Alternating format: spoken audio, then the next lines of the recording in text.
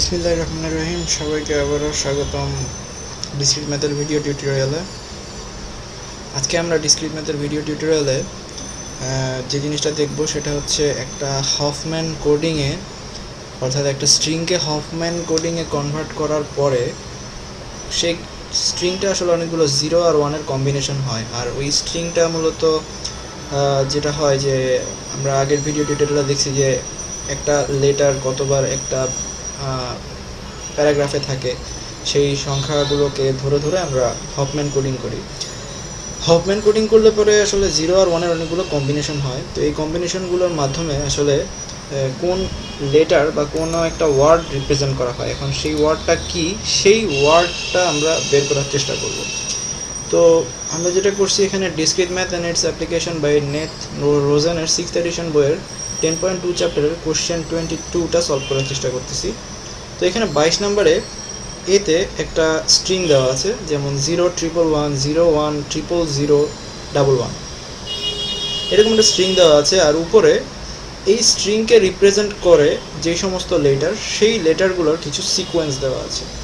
তো আমরা এখন এই যে 22-এর এ লেখা যে অংশটা, এই স্ট্রিংটা কোন ওয়ার্ডকে রিপ্রেজেন্ট করতেছে সেটা টেস্ট করব।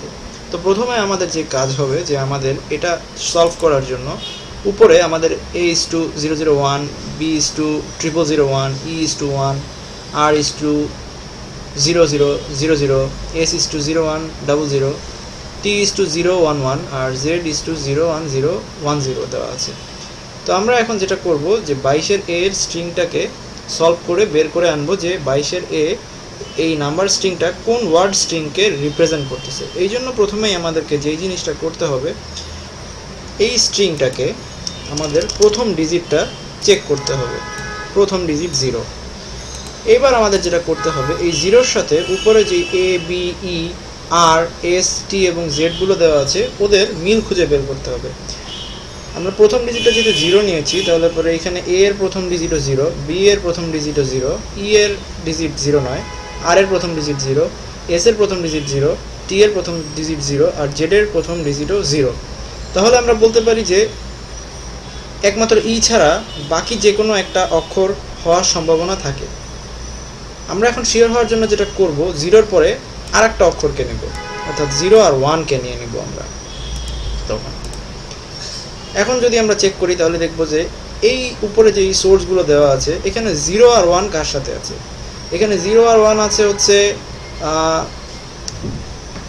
S এর সাথে 0 1, এরপরে T এর সাথেও 0 1 আছে আর Z এর সাথেও 0 1 আছে। সো আমরা বলতে পারি যে এই তিনটার থেকে যে কোনো একটা হতে পারে। এখন আমরা যেটা টেস্ট করব শিওর হওয়ার জন্য আরও একটা ডিজিট নিব, অর্থাৎ আর একটা 1 নিব। এবার এই তিনটা ডিজিট অর্থাৎ 0 1 1 এইখানে কাদের সাথে মিল আছে সেটা আবার টেস্ট করব। আমরা যদি তাকাই তাহলে করে ভালোভাবে দেখতে পারি যে একমাত্র T এমন একটা লেটার যার 0 1 1 এর সাথে এখানে প্রথম তিনটা লেটার মিলে যায়। তো আমরা কনফার্মভাবে লিখতে পারি যে 0 আর 1 টিকে রিপ্রেজেন্ট করতেছে, স্মল টি।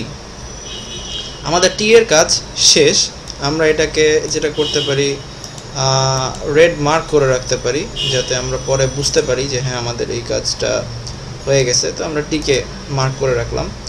এইবার আমরা যেটা করব, এখানে তো 0 1 1 হয়ে গেছে, এই জিনিসটাকে আমরা আলাদা লিখি। এর পরের ডিজিটগুলো থেকে আমরা আবার স্টার্ট করব কাউন্ট করা। এখন আমরা 1 থেকে শুরু করব। প্রথম ডিজিটটা 1 নিব, এই যে 1টা আছে, কারণ 0 1 1 একবার হয়ে গেছে, ওটা আমরা আর নিব না।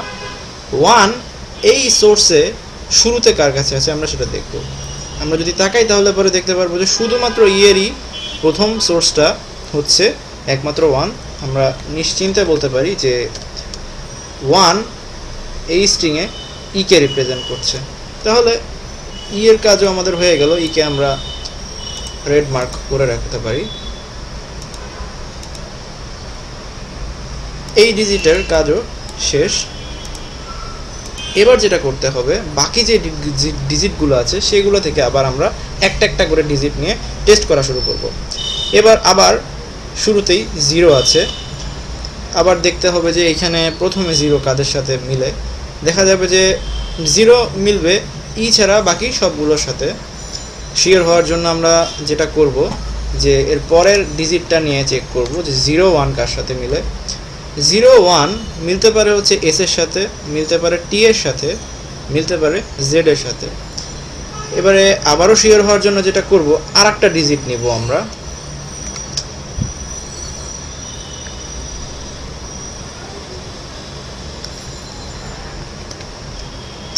অর্থাৎ 010 যদি নেই তিনটা ডিজিট, তাহলে দেখতে হবে যে কার সাথে মিলে। এখানেও আমরা দেখতে পাচ্ছি যে যদি আমরা 010 নেই তাহলে পরে উপরে এস এর সাথে মিলতে পারে, 3 ডিজিট নিলে, আবার এখানে জেড এর সাথে মিলতে পারে। এবারে শিওর হওয়ার জন্য আমরা যেটা করব আর একটা ডিজিট নিব, অর্থাৎ 0100 নিয়ে টেস্ট করব। যদি আমরা 0100 নিয়ে টেস্ট করি তাহলে দেখব যে একমাত্র এস এর সাথেই এই কোডটা মিলে। তো আমরা বলতে পারি 0100 রিপ্রেজেন্ট করতেছে হচ্ছে এই স্ট্রিংয়ে এসকে। আমাদের 0100 অর্থাৎ এস এর কাজ শেষ, এটাকে আমরা রেড মার্ক করে রাখি। এইবার শেষের তিনটা ডিজিট বাকি আছে, তো এই তিনটা ডিজিট যেহেতু বাকি আছে এখানে কার সাথে মিলে সেটা আমরা দেখব। এখানে 011 এটা মিলে টি এর সাথে, টি যদিও একবার আসছে আমরা চাইলে আবারও এটাকে নিতে পারবো। তো 011 মিলতেছে হচ্ছে টি এর সাথে, তো আমরা এটাকে লিখতে পারি টি, প্রথমটাও টি ছিল। অর্থাৎ আমাদের 22 নম্বরের এতে যে কোশ্চেনটা দেওয়া আছে 0111 0100 011, এই সংখ্যাটা TEST অর্থাৎ টেস্ট এই ওয়ার্ডটাকে রিপ্রেজেন্ট করছিল হফম্যান কোডিংয়ের মাধ্যমে।